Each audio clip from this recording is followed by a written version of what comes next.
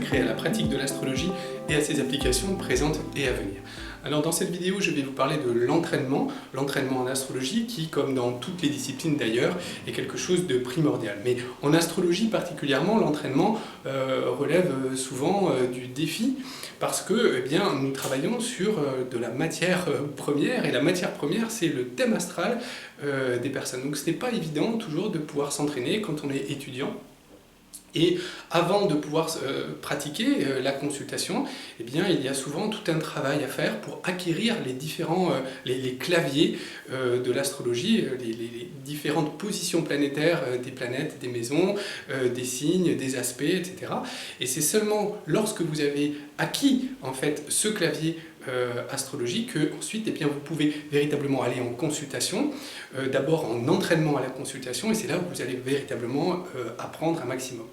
Donc lorsque j'apprenais l'astrologie, je partais marcher pendant des heures avec très régulièrement avec une signature en tête, une signature astrologique, une position planétaire, et puis je pars. La marche en fait rythme les pas, instaure un rythme psychique qui est favorable justement à la méditation et donc qui permet justement de méditer sur une position planétaire en particulier. Et donc, lorsque l'on revient, on a développé après cette marche, on a développé par soi-même tout un vocabulaire astrologique et qui vient de soi, puisque ce sont nos propres mots que nous avons cherchés pour essayer de décrire, de comprendre ces différentes planétaires. Et donc, le fait de développer son propre vocabulaire est essentiel ensuite pour aller en consultation, parce que les mots, vos mots, ce sont vos outils, comme un artisan qui travaille avec ses propres outils. Et ces outils ne seront jamais meilleurs que lorsqu'il les aura fabriqués lui-même. Donc vous devez vous fabriquer vos propres outils et en cherchant vos propres mots, vos propres images, vos propres expressions, de manière à décrire telle ou telle position planétaire. Donc voilà pour le laïus théorique. Et puis je vous propose dans cette vidéo de faire un nouveau tirage de dés. Vous savez que les dés astrologiques sont un excellent moyen d'entraînement que je n'ai pas eu moi, je n'ai pas bénéficié de ça parce que je ne savais pas qu'ils existaient quand j'ai appris l'astrologie, mais franchement c'est vraiment super parce que c'est à la fois ludique et en même temps très instructif, et puis ça ne fait pas de cadeau parce que les dés, lorsque vous les tirez, c'est pas vous qui choisissez les positions, c'est les dés qui choisissent à votre place, donc ça vous oblige à travailler parfois sur des positions planétaires sur lesquelles vous n'êtes pas forcément très à l'aise ou que vous n'avez pas l'habitude de voir. Alors nous allons faire un tirage de dés ensemble. Donc c'est artisanal, voilà. Ok, alors donc je vais vous montrer les différentes positions que j'ai obtenues. Alors ici c'est la maison 9, ici c'est Vénus, et ici donc c'est le signe des Gémeaux. Voilà. Alors je vais noter ça au tableau et puis nous allons voir comment est-ce que nous pouvons nous débrouiller avec cette position planétaire. Donc Vénus dans le signe des Gémeaux et dans la maison 9, ici.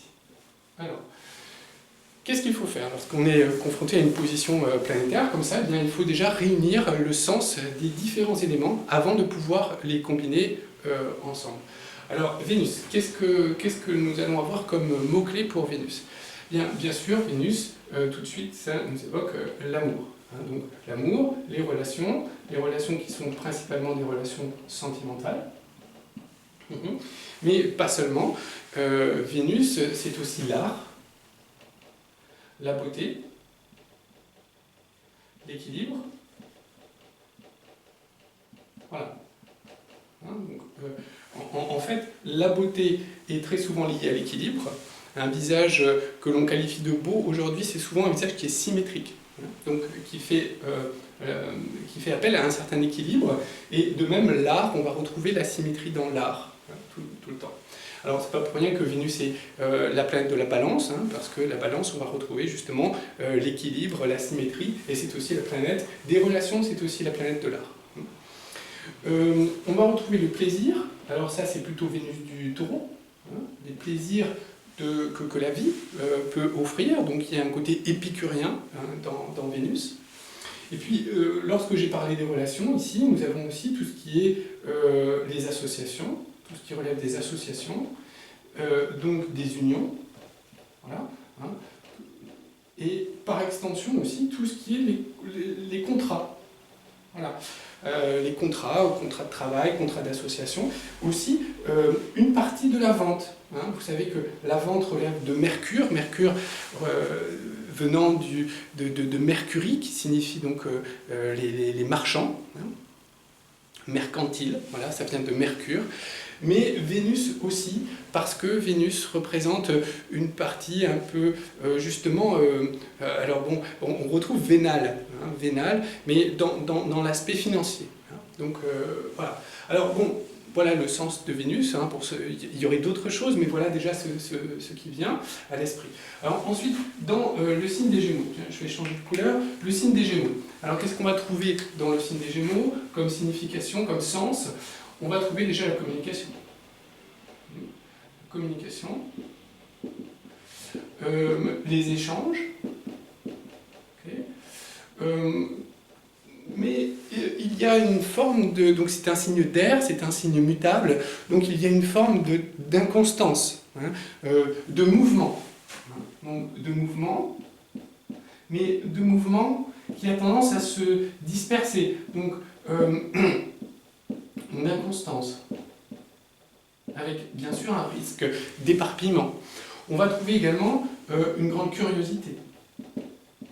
Alors la curiosité, vous voyez, est liée au mouvement, est liée à l'inconstance, parce que c'est parce que l'on est curieux, parce que le Gémeaux est curieux, qu'il va changer régulièrement, qu'il va se déplacer, et qu'il va donc potentiellement faire preuve d'une certaine inconstance, en tout cas de non-stabilité, donc de mouvement, pour justement découvrir un maximum de choses dans un minimum de temps.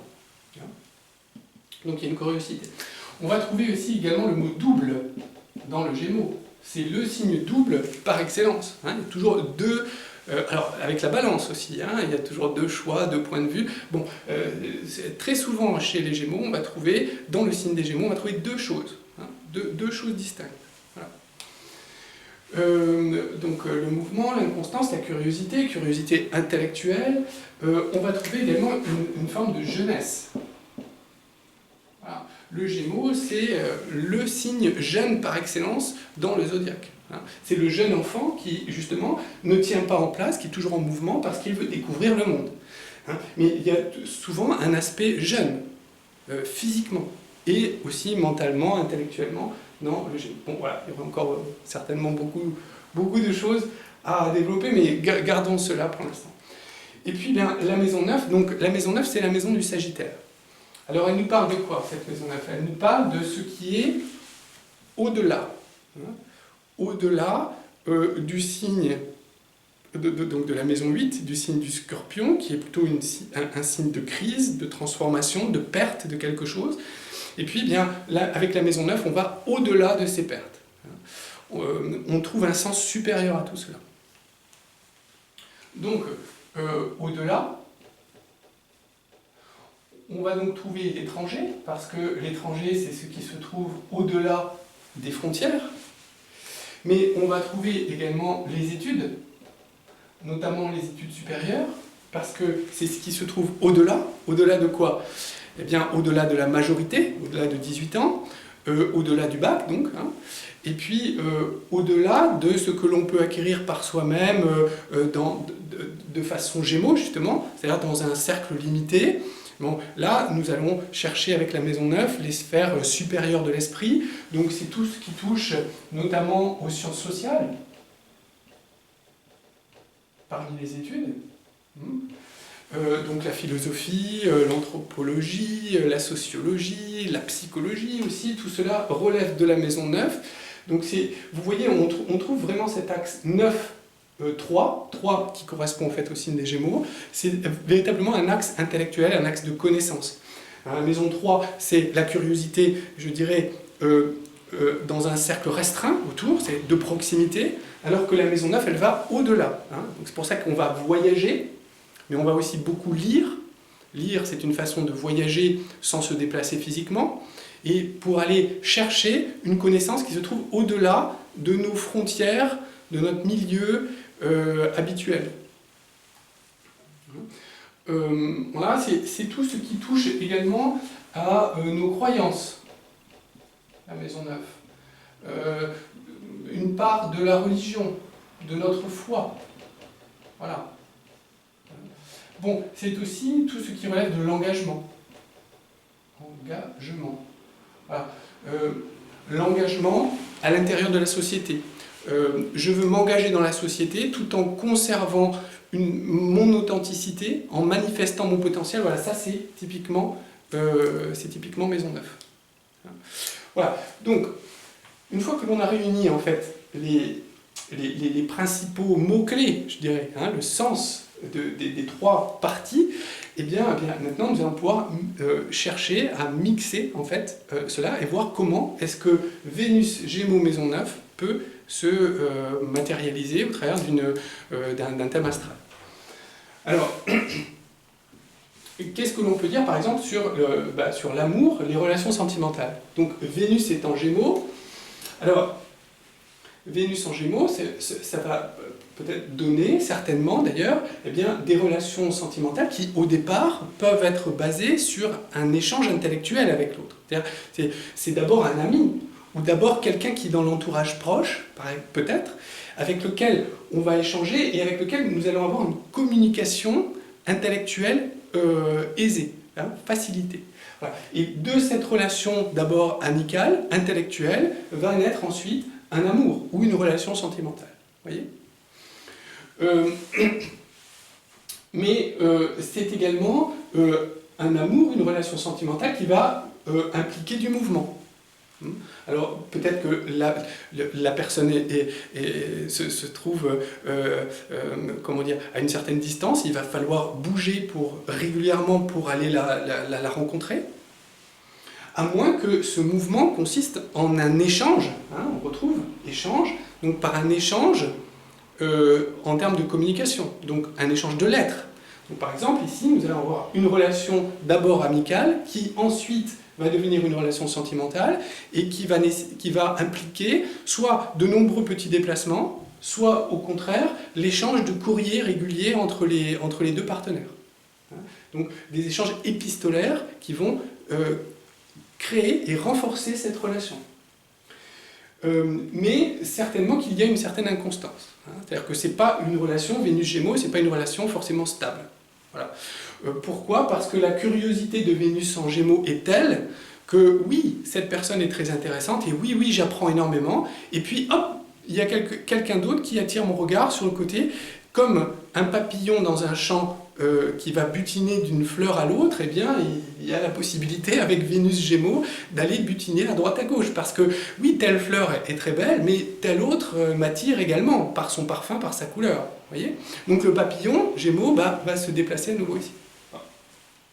Comment est la séduction de Vénus Gémeaux? C'est une séduction qui est intellectuelle, qui est fraîche, qui est jeune. Voilà, qui est jeune par nature. Donc, nous allons avoir une personne. Alors oui, là l'archétype c'est Françoise Sagan. Alors Françoise Sagan jeune, voilà, la jeune Françoise Sagan qui était vraiment, c'est ça en fait, le petit papillon à la fois frais, jeune et séduisante par l'intellect, par sa façon de communiquer, par sa façon d'écrire aussi. Voilà. Bon, une grande curiosité qui implique donc un manque de stabilité. Voilà, donc certainement plusieurs amours, et très souvent, double, donc très souvent deux amours en même temps. Peut-être un amour véritable, un amour plutôt intellectuel, un amour plutôt sentimental, et toujours une possibilité d'avoir deux personnes dans sa vie. C'est tout à fait possible avec Vénus Gémeaux. Vénus Gémeaux, donc, qui va séduire encore une fois par sa jeunesse. C'est ça le charme de Vénus Gémeaux. Voilà. C'est-à-dire le petit papillon frais, vif et en même temps assez insaisissable finalement, qui va justement attirer certains hommes parce qu'on aimerait le capturer, mais il nous échappe à chaque fois, et c'est ça qui provoque donc la séduction de Vénus Gémeaux. Alors, l'art, la beauté, l'équilibre, oui, on s'intéresse à tout ça, Vénus Gémeaux, bien sûr. le plaisir est directement lié, donc Vénus Gémeaux, son plaisir, elle le trouve justement par le mouvement. Donc dès que la relation devient une routine, eh bien, le petit papillon Vénus Gémeaux se trouve enfermé et donc il dépérit très vite. Donc la relation perd tout son charme dès l'instant qu'elle est fixée, dès l'instant qu'elle est stabilisée. Donc au contraire, pour maintenir Vénus Gémeaux, eh bien, une relation Vénus Gémeaux, au contraire, il faut toujours changer. Toujours se renouveler, toujours apporter de nouveaux stimuli dans la relation.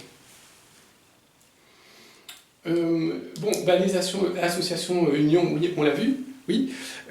Pas forcément quelque chose de très stable, c'est pas forcément quelqu'un qui va aller sur le mariage tout de suite, vous voyez, qui va se mettre en ménage tout de suite. Non, il faut une certaine liberté de mouvement pour pouvoir rester connecté justement à la passion de cette jeune relation. Comment vont être les contrats, par exemple, si on prend Vénus Gémeaux?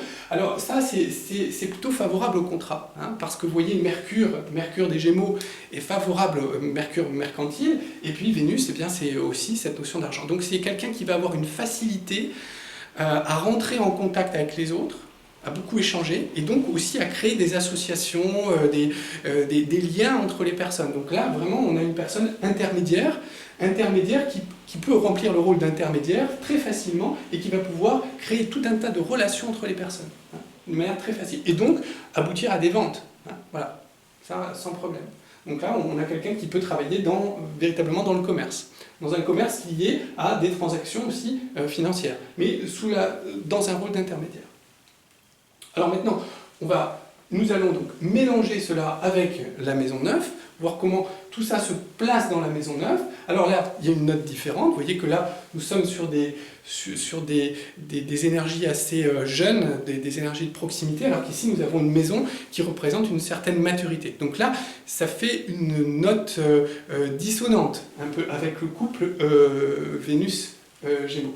Alors pourquoi au-delà ? Alors, on voit que les mouvements, les déplacements, les lettres dont on a parlé dans la relation sentimentale, eh bien, peuvent tout à fait venir du fait que la personne, l'amant, se trouve à l'étranger. Ou que la personne Vénus-Gémeaux, elle, va s'expatrier, va vivre à l'étranger. Et du coup, peut-être que son amant est resté en France. En tout cas, il y a une notion de distance qui est beaucoup plus grande que ce que l'on avait vu au départ. Hein, là, ici, ça peut être quelqu'un qui est juste dans la région d'à côté. Ici, non. Voilà, alors les déplacements, ça se faisait entre la région. Mais là, on voit que ça va plus loin que ça. Hein. Donc, l'amour d'une personne plus jeune, peut-être, à l'étranger. Ou parce que Vénus Gémeaux séduit parce qu'elle est jeune, on va trouver quelqu'un de plus âgé à l'étranger.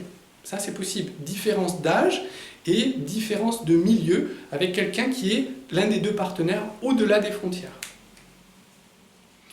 C'est une signature qui favorise, par exemple, les études d'art à l'étranger. Donc là, on peut avoir quelqu'un qui est parti à l'étranger pour mener à bien des études dans le domaine de l'art.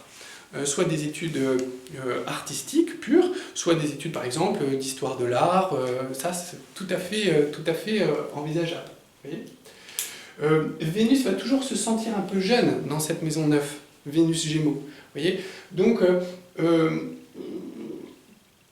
elle va s'intéresser d'une manière intellectuelle aux sciences sociales, mais il y aura toujours quelque chose qui lui échappera, hein, cette forme de sagesse, ou notamment dans la spiritualité, voilà, ça va être beaucoup plus difficile et en même temps stimulant, hein, parce que Vénus Gémeaux va vouloir comprendre cela, mais elle n'aura pas forcément la maturité pour véritablement comprendre toutes les sciences sociales. Alors oui, pour la sociologie, mais dès que l'on attaque la philosophie, là c'est peut-être plus difficile, hein, Vénus Gémeaux, ou alors elle va apporter une vision décalée, un peu moderne, de la philosophie. Ça, c'est aussi possible, c'est d'ailleurs ce qu'a fait Françoise Sagan. Elle a bouleversé un peu les codes lorsqu'elle est arrivée dans le milieu littéraire.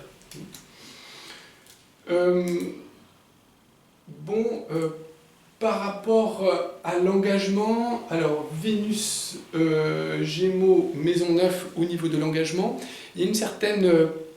alors, il y a l'envie d'agir, mais l'engagement risque d'être quand même compromis par un manque de stabilité dans le temps. Donc oui, Vénus Gémeaux va s'engager dans un ensemble de projets, je dirais, sociaux, parce que ça l'intéresse, parce qu'elle veut participer, parce qu'elle a des idées, parce qu'elle a envie de changer les codes, de faire avancer les choses. Maintenant, est-ce que ces engagements vont être véritablement durables? Pas forcément. Hein. Pas forcément parce que très vite, l'engagement va devenir une forme de routine, puisqu'il faut durer dans cet engagement, et très vite, Vénus Gémeaux va s'en lasser, et donc elle va aller voir autre chose, elle va s'intéresser à autre chose, et elle risque donc de dévier à nouveau de sa course. Alors voilà, donc voilà ce que l'on peut dire par exemple pour cette signature. Il y en a des centaines, des milliers d'autres qui vous attendent grâce aux dés astrologiques. Donc les dés, vous pouvez les commander sur mon site internet, monsigneastrologique.fr, donc je vous mets les liens en dessous. Et puis bien à tous, je vous souhaite un excellent entraînement astrologique pour justement muscler les muscles astrologiques et ensuite aborder la consultation avec plus de confiance et plus de sérénité. Voilà, j'en ai terminé, je vous dis à très bientôt sur Astrosciences pour de nouvelles vidéos de ce type.